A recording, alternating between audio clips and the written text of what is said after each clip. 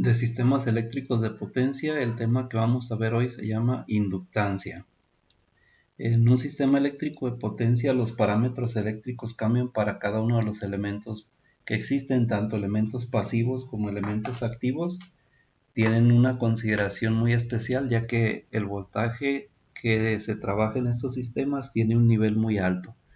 Vamos a ver cómo se considera la inductancia ya en un sistema eléctrico de potencia. Una definición de la inductancia de una línea la vamos a obtener a través de dos leyes. Una de ellas es la ley de Faraday de la inducción electromagnética. Esta ley dice que la magnitud del voltaje inducido en una espira única de conductor es proporcional a la velocidad de cambio de las líneas de fuerza que pasan a través de él o que están enlazadas con esa espira. Esta ley prácticamente se basa en la generación de un voltaje debido al movimiento relativo entre un campo magnético y un conductor de electricidad. Veamos esta figura. Imaginemos que tenemos un imán donde sus líneas van de norte a sur y sobre este imán empezamos a integramos un conductor y ese conductor lo estamos generando un movimiento. En ese momento va a ejercerse una fuerza sobre el conductor que va a ofrecer una caída de voltaje. En este caso se va a generar una FEN inducida. Este fenómeno ocurre cuando el conductor se está desplazando a través del campo magnético. Si el conductor es estático, no va a haber corriente. Por eso se ocupa que haya unos cambios en las líneas de fuerza. ¿Qué quiere decir? Que si este conductor no se mueve, obviamente pues no va a haber un campo magnético. Entonces ocupamos que este conductor esté girando. La ecuación de la ley de Faraday nos dice que el voltaje es igual al número de vueltas de la derivada del flujo con respecto al tiempo. Entonces es importante saber que va a haber una cantidad de vueltas por las que esté girando este conductor, si no, no se va a poder generar este voltaje de la mejor manera. Veamos qué dice la siguiente ley. La ley de Lenz dice que un voltaje inducido hará que fluya una corriente de un circuito cerrado en dirección tal que su efecto magnético se oponga al cambio que la produce. En este caso estamos hablando que si se induce un voltaje que tiende a establecer una corriente en una dirección tal que se produzca un campo que se oponga al cambio de flujo que enlaza las vueltas, o sea, las bobinas de un circuito. ¿Qué quiere decir? Que si tenemos un conductor, sobre este conductor se va a generar un campo magnético con la dirección contraria a, a la corriente que se esté generando en el conductor. Si por ejemplo la corriente va de abajo hacia arriba, el campo magnético va a generarse en dirección opuesta hacia esa corriente.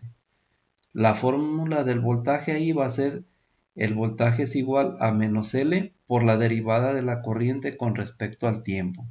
Entonces para eso ocupamos conocer la inductancia y cuánta corriente es la que se esté produciendo para conocer el campo magnético. Si nosotros igualamos esas dos ecuaciones y despejamos la L, tendríamos de este lado la ecuación de Lenz y de este lado la ecuación de Faraday. Si se fijan, aquí tenemos L, tenemos que despejar DI con DT y nos quedaría de esta manera. Para ello tenemos que considerar que L va a ser igual a N por la derivada del flujo con respecto al tiempo. Aquí estamos hablando del flujo magnético con respecto a la derivada de la corriente. Entonces aquí estamos dependiendo de dos cosas: cuánto campo magnético hay y cuánta corriente existe. Si nosotros hacemos que esta derivada del flujo se convierta en la derivada de lambda, nosotros la vamos a conocer como diferencial de enlace de flujo. Por lo tanto, L va a ser igual a la diferencial de enlace de flujo sobre la derivada de la corriente. Y si nosotros derivamos esta ecuación, L va a ser igual a lambda sobre I. Y con esto vamos a obtener el valor de la inductancia. Y vamos a decir que la inductancia se va a definir como el número de enlaces de flujo por fracción de corriente enlazada. ¿Qué quiere decir? Que por cada milímetro de corriente que se enlace va a haber algún número de enlaces de flujo de campo magnético. Y la inductancia, ese es el fenómeno que va a generar un campo magnético a partir de la corriente que esté circulando por ese espacio. Ahora, la inductancia de un circuito magnético con permeabilidad constante μ se puede obtener a través de 4 formas. Uno es a través de la intensidad de campo magnético. Esta intensidad la vamos a conocer con la letra H, y esto es a partir de la ley de Ampère. También la podemos conocer a través de la densidad de campo magnético, donde B va a ser la densidad del campo magnético y va a ser igual a μ por la intensidad. También la podemos conocer por los encadenamientos de flujo lambda que se tengan. Estos encadenamientos, acuérdense que era la derivada del flujo. Y también la vamos a conocer a través de la razón lambda y va a ser igual a la inductancia. Veamos cómo pudiéramos ver esto a partir de ecuaciones. Si consideramos la figura que tenemos aquí, muestra una sección transversal de un conductor cilíndrico. Es un conductor sólido y de una longitud unitaria. Observemos que por la simetría de las líneas del flujo del campo magnético es concéntrico y por lo tanto no tienen un componente radial, únicamente tangencial. Si aplicamos la ley de Ampère, esta sería nuestra ley, y le aplicamos la integral cerrada, obtendríamos como resultado la corriente. Aquí tenemos que H va a ser la intensidad del campo magnético, sus unidades ampere vuelta sobre metros. La L que tenemos aquí junto a la derivada va a ser distancia a lo largo de una trayectoria y se va a dar en metros. Y pues la I va a ser la corriente encerrada por la trayectoria. ¿Qué quiere decir? Que va a ser la corriente que vamos a tener en el conductor. Hx va a ser una pequeña componente de esta densidad. La componente tangencial de la intensidad de campo magnético a una distancia de x metros del conductor del conductor. Entonces Hx va a ser una componente tangencial de la intensidad que se encuentra separada a unos cuantos metros del centro del conductor. Y esta fórmula ahora la convertimos en función de esa distancia que nosotros queremos identificar y le vamos a agregar los subíndices x. Si nosotros esta integral la resolvemos, como es una integral cerrada, obtendríamos como si fuera el radio de una figura, 2pi x, donde x ya es la distancia que nosotros definimos, y esta x estaría ocupando el diferencial de la longitud, y de ahí nos quedaría por esa razón 2pi x. Y hx sigue siendo esa intensidad nada más en esa parte, y el resultado va a ser igual a ix. Como es un concepto cilíndrico, ix es igual a pi por esa distancia que queremos al cuadrado entre la longitud del círculo. ¿Qué quiere decir? Que estamos viendo qué distancia hay dentro del círculo con respecto a la distancia que nos permite el radio del círculo, es decir, sobre el diámetro del círculo. Y esto va a multiplicar a la corriente.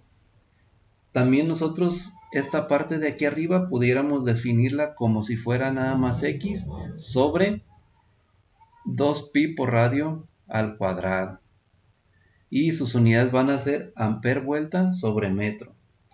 De aquí nosotros podemos decir que podemos obtener la densidad de flujo a x metros del centro del conductor. Vamos a ver la fórmula. Recordemos que ya habíamos dicho que la densidad era igual a μ por la intensidad. Entonces lo único que vamos a hacer es sustituir esta intensidad en esta formulita y nos quedaría que la densidad va a ser igual a μ por x por i entre 2pi por radio al cuadrado, y en vez de ser ampere vuelta ahora van a ser webers sobre metro al cuadrado. Si nosotros esta densidad la derivamos, nos quedaría la ecuación como la densidad de flujo es igual a μ xi sobre 2πr y por la diferencial de x, y ya tendríamos las unidades en webers. Ya estamos quitando esa parte que son los metros al cuadrado. Los enlaces de flujo que nosotros vamos a llamar la derivada de lambda por metro de longitud, en el elemento anular serán y tendríamos la formulita que tuvimos anteriormente, que va a multiplicar a la derivada del flujo. Esta fórmula la acabamos de ver en la parte de aquí abajo. Y va a ser igual a μ0 y x al cubo por 2pi radio a la cuarta por la derivada de x. ¿Qué quiere decir? Que esta parte que tenemos aquí se multiplica por esta y nos genera esta ecuación. Ahora, si nosotros quisiéramos conocer cuántos son los enlaces del flujo interno, tendríamos que aplicar una integral cerrada que va desde 0 a r de esa ecuación que tenemos aquí. Cuando nosotros la aplicamos, el resultado va a ser el flujo interno es igual a μ0i sobre 8pi.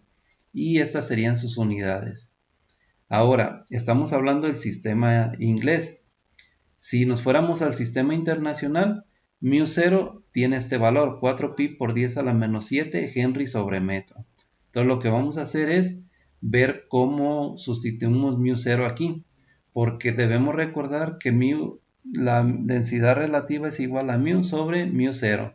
Y como la densidad relativa es 1, entonces tendremos que todo esto se convierte en 1 y por lo tanto quedaría i sobre 2 por 10 a la menos 7. ¿De dónde sale este 2? De dividir el 8 sobre el 4pi. Sí, 4 arriba y el 8 abajo, nos quedaría el 2. Se elimina el pi del numerador con el denominador y nos quedaría i sobre 2 por 10 a la menos 7 Weber metro. También nosotros pudiéramos decir que la inductancia es igual a 1 medio por 10 a la menos 7 henrys sobre metro. ¿Qué es lo que hicimos aquí? Esta corriente la integramos y prácticamente obtuvimos el valor de la inductancia como 1 medio por 10 a la menos 7. Y esta sería nuestra fórmula para la inductancia de un conductor en la parte interna del mismo. Muchas gracias.